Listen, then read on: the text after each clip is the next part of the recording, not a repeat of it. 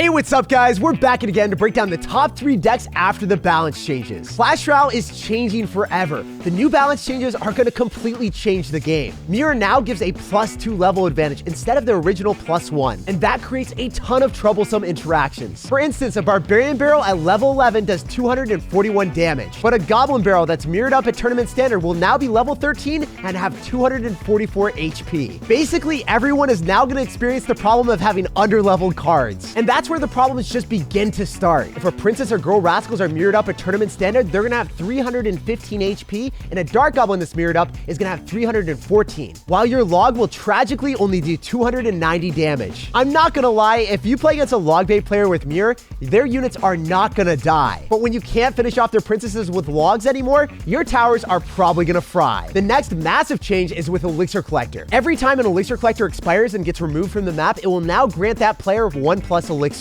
Now, the only spell that gives an even elixir trade when removing an elixir collector is gonna be Earthquake. So the best way of staying safe in the new meta against all of the mirrored up log-based players is decks with a log, a fast cycle with Fire Spirit, or Royal Delivery. And if you don't want to lose against all the beatdown decks or 3 Musketeer players that are gonna end up having elixir collector, you have to be packing Earthquake. So let's break down the top 3 decks that I have to dominate the new meta. A huge thanks to everyone that's using creator code SirTag, making high effort videos like this one possible. Today's video is brought to you by one of my favorite sponsors on the channel, Manscaped.com. Manscaped is trusted by over 4 million men worldwide for their premium tools and formulations, because you guys know that your health and hygiene are some of the most important things. Only use the best. As the leader of men's grooming, Manscaped's got you covered no matter where you are. Whether you're grooming on the go, at the comfort of your own home, or at the gym, Manscaped's got something to make the experience a lot easier for you. In case you haven't heard, Manscaped is always innovating. They just released their Ultra Premium Collection. This is an all-in-one skin and hair care kit to help keep you in tip-top shape when it comes to your hygiene. This includes all of their newest formulations all in one package. Their 2-in-1 shampoo and conditioner, and they've got a body wash, which is probably the best smelling one that I've ever had. A hydrating body spray, and deodorant without all the bad stuff. Manscaped's Ultra Premium Deodorant is aluminum-free, stain-free, and dries clear. And the body wash is infused with aloe vera and sea salt, giving it the perfect balance of tough cleaning and soothing hydration. Plus, this lip balm is a free gift. Make sure to go to Manscaped.com and enter code SirTagCR at checkout. That's 20% off plus free international shipping with code SirTagCR. The first deck that we're going to be taking a look at today is an updated 2.6 Hog Rider Cycle deck.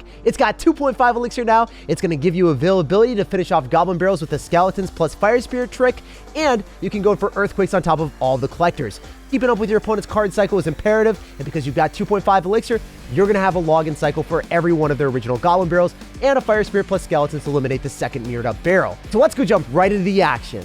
All right, so jumping into the action here, guys, we are vibing through with the fastest 2.6 Hog Rider deck that you've ever seen, because it's not 2.6. We've evolved, but backwards to 2.5 Elixir.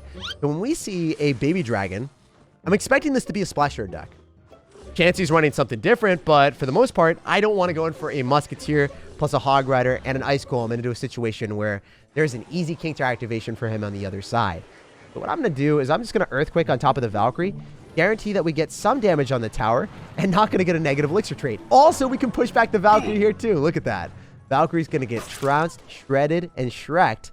And maybe if he's going to go in for like a Bar Barrel here, I go Ice Golem Hog Rider on the other side. So yeah, that's exactly what I'm going to vibe with. I'm going to Ice Golem Hog, and I can get Skeletons down here too. Oh, wow. Really? You're going to go in for a Tombstone and then also have Tornado? What is that? Oh, he missed it. Let's go. Also, if you guys don't have the correct card cycle and you're feeling a little bit uncomfy and you're like, hey, I don't have Earthquake, go in for the cannon in that specific placement that I did, because it will pull whatever units they drop. Whether it's a Baby Dragon or something in the air, that cannon still pulls. And in the meantime, it's going to go and target all of your opponent's Skeletons from the graveyard. So I really like that placement. If you don't know, now you know. I think he's going to go in for a Tombstone again. He'll probably get back to it, and then he'll have nothing for the Hog Rider. So, I mean, it's just Earthquake on the Tombstone. He's screwed. Or maybe we completely outcycle him. Wow, this is going way better than I thought. Also, this is before the graveyard got nerfed. So graveyard will get nerfed by 1 skeleton be less, and it's going to be way worse than it is right now. I still think the graveyard will be one of the strongest win conditions in the game, but like that 1 skeleton does make a pretty big difference. I can't tell you how many times that 1 skeleton has finished off my tower and made me baby rage. He's going to go for a Baby Dragon again. Like, this guy is very adventurous. If we apply aggression with the Hog Rider, even though we activate King Tower for him, it gives him no chance to go in for a graveyard with the baby dragon. So he just sacrificed the baby dragon and a barb barrel, and we're able to get a full musketeer counter pushing because of that. So it's always a vibe. Notice the placement again. The cannon will be able to pull the Valkyrie and completely deny all damage from the Valk. Unless he goes in for a poison here. I don't know. Yeah, so I thought that the poison was able to kill the cannon in time. It doesn't, though. That's another interaction that I just learned. Don't know? Now you know that, too. I can cycle a couple Earthquakes and win this game, so I'm going to begin the Earthquake cycle here, and we'll see what he decides to do. I think he's going to go in for a Graveyard, so I can body block it and stop it from crossing the river if I really want to with an Ice Golem. Or I can go in for an Earthquake on defense and then Hog Rider, and then after I defend this, then I can feel very comfortable going in for an Earthquake, because the Hog Rider plus Musketeer counter push means that he's not able to drop too much into this that doesn't get damaged down by the Muskies. So 2 more Earthquakes and we walk with win. I'm going to start the first one here and then body block the river like I was before, and that should be all she wrote. There's not much else he can do, because we can cycle a cannon, a Fire Spirit, log on top of the graveyard, and then get back to the Earthquake, and that's going to do enough damage to seal his fate. GG, well played, and peace out, buddy. It was a pleasure playing against you. I did BM him a little bit. I meant to give him the peace out emote instead of the heal spirit thing. I'm sorry, dude. Anyway, we walk with a win. All right. So after winning against that graveyard player, having Ice Golem in the deck is extremely good against anyone that has Tornado. They have to overspend on defense, and they can't just rely on a positive interaction against our Ice Golem Hog Rider combo. So I'm really excited for this one. We'll figure out what our opponent's got.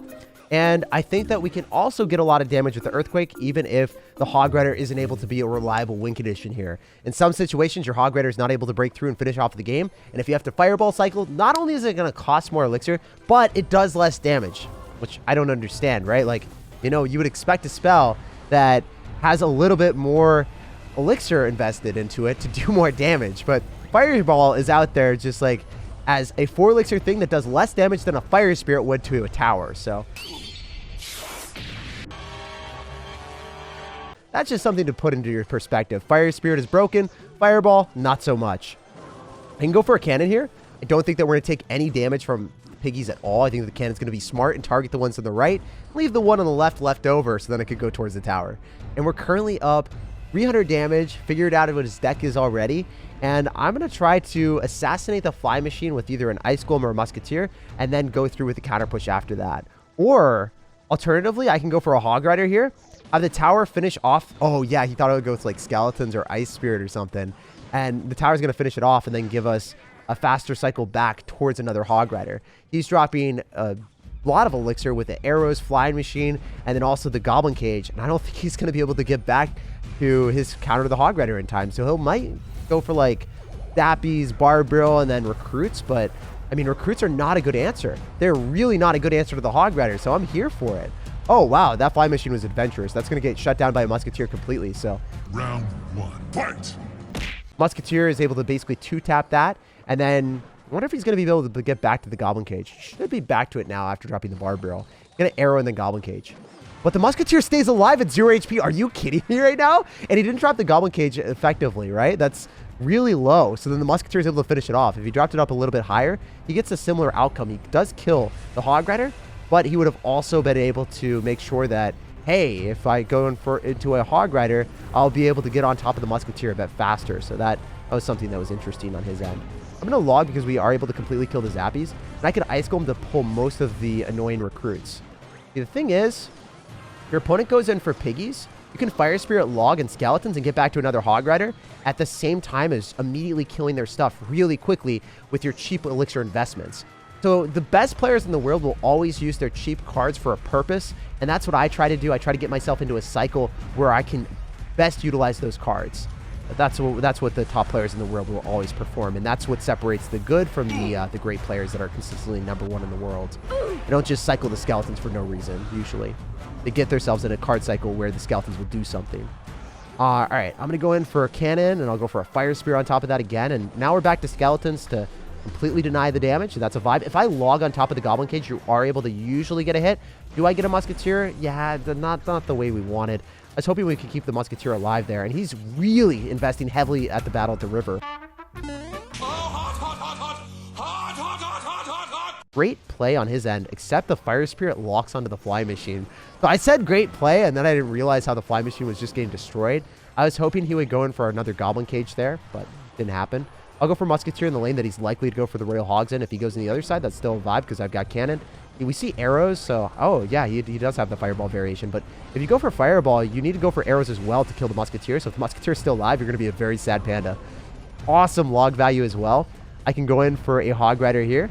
Since the Fly Machine is going to lock onto that instead of the tower, then we can go in for a Musketeer afterwards. So the Musketeer at the river kills the Fly Machine. He's probably going to go for Zappies that we can Earthquake on and then log. I can get Skeletons down so the Goblin Cage Brawler goes onto that. And the Musketeer stays alive, forcing out more Elixir. He has to respond to that. Otherwise, it gets damaged on the tower. He can't have that happen. Just 2 more Earthquakes, 2 more logs, and I walk with a win. He's going to have to Fireball that, but he Fireballs it closer to the tower. That is going to be a hit, and that will send him to the Shadow Realm. GG, well played, and peace out, buddy. Pleasure playing against you. As you guys can see, if you play against a Fireball bait deck and you've got Earthquake, you can still win. You do not need Fireball. And the second deck of the day is showing some love to some newly buffed cards. The Archers now fire 9% faster, and the Ice Spirit stuns for 30% longer. Those are huge buffs, and they definitely give reasons to try out the cards. Because Ice Spirit stuns longer, your defenses are going to be a lot easier, and maybe Archers can reliably get more damage on towers now. So I'm excited to try this out. You can drop Teslas a little bit higher and make sure that you defend against Earthquake cycles, because I assume a lot of people are going to be running Earthquake. Tesla is one of the best defensive structures to deal with it. So maybe if you want to counter other Hog Rider or Royal Hogs Earthquake decks, this could be a good one to try out. Let's go jump right into the games. Jumping on to the next one. So this deck actually hasn't been buffed yet, so I think that Ice Spirit and Archers are still not necessarily the best cards. Specifically Archers, I think they're really bad. But after a 9% attack speed buff, like how could they be bad after that? That's like literally 1/10 of their entire stat is just getting raised. Maybe we can go in for a... Not so fast, eager McBeaver. We're going to get needed by a P.E.K.K.A. Maybe the best situation for me is to go in for Skeletons to go in Kite and then distract everything with Archers. Wow, this guy is feisty, aggressive, and very suspicious. Dropping that Battle Ram as quickly as he can. Get out of my way! Wow, the P.E.K.K.A. took forever. I don't know if you guys saw that, but the P.E.K.K.A. was just like, hey, Battle Ram, you have to wait in line for your time to shine, and you're not allowed to touch it for a while. So that Battle Ram was just waiting for its opportunity to go towards the tower, and it just took way too long. Maybe we can get the Hog Rider onto the tower because the Royal Ghost is not able to do enough damage, and it looks like he's struggling to get enough elixir for the Bandit for that time period. So definitely a vibe. I can go for Skeletons here. Can activate Skeletons, King Tower, Bandit. Great stuff. If you guys haven't done that against Bandit or Mega Knight, you got to start doing that. No matter what matchup you have, no matter what happens, those are situations that are game defining. Like if you're playing against a Bridge Band player especially, or a Graveyard player. I don't think Graveyard players really run Mega Knight or Bandit that often, but sometimes Mega Knight. You do those 2 placements, you get a huge advantage on defense, so then you can Earthquake cycle more ambitiously. But when he starts to cycle cards in the back, I'm just going to Earthquake and log instead of going for Hog Riders and double elixir. In single elixir, it's going to be in my best interest to go for the Hog Rider because he's not going to have enough elixir to completely counter the Hog Rider. But in double, maybe he's going to go for P.E.K.K.A. plus E-Wiz, and I won't be getting those 2 Hog Rider hits. Love the fact that the Knight was tanking, so then the P.E.K.K.A. didn't have the help of the tower, so then he was able to get a little bit less value there.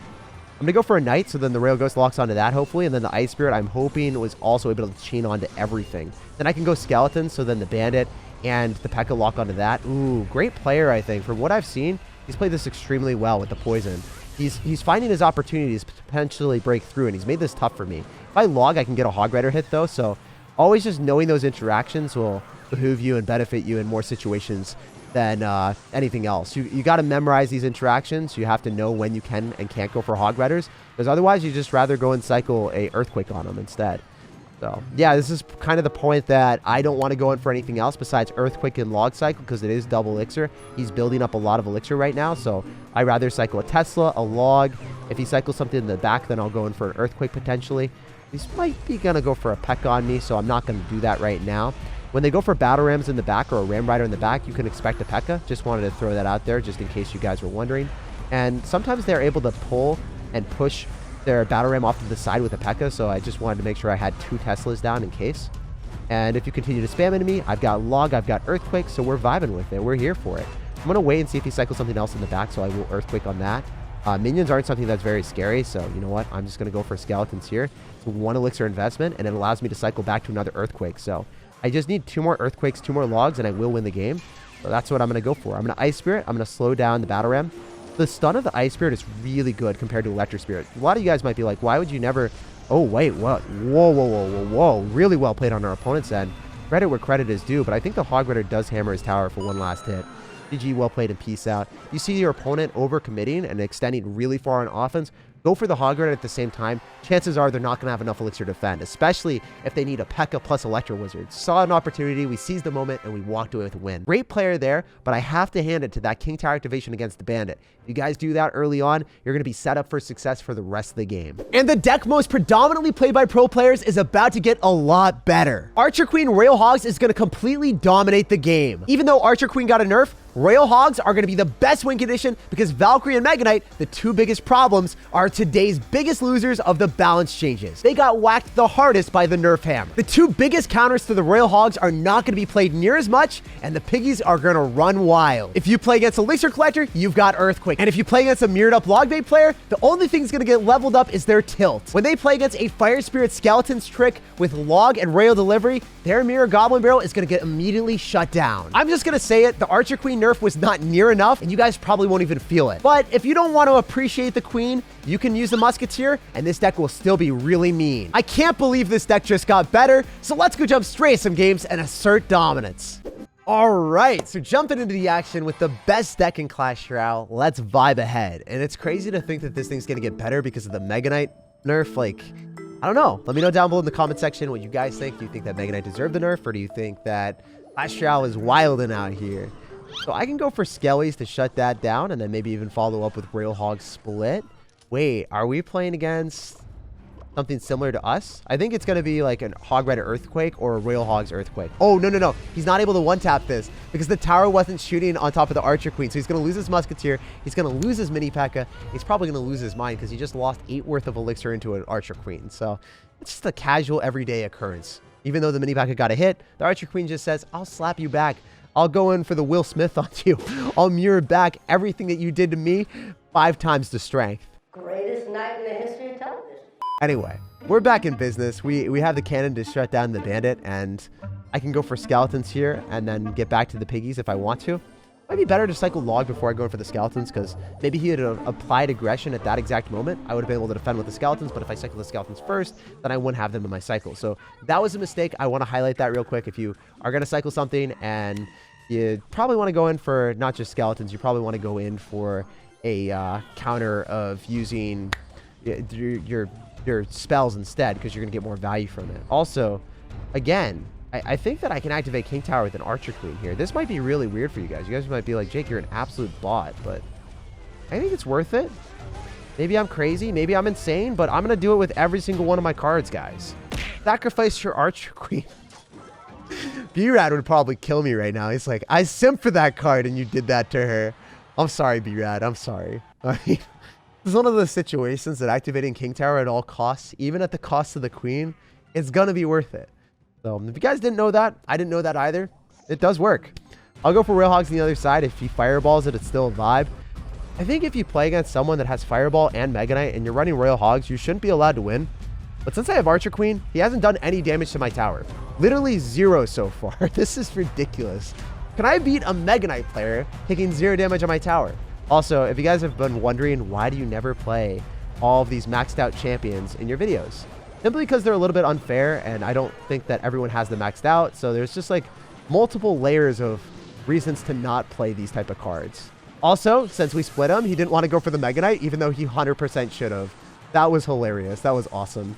That's fundamentally unfair for him. He's just like, but I need to defend. I'm like, but you can't. All right, so Fireball comes down. I'm going to go for Royal Hogs because I don't think he has enough elixir for the Mega Knight immediately. That means that the Royal Hogs will get damage on the tower before he gets a juicy Mega Knight down.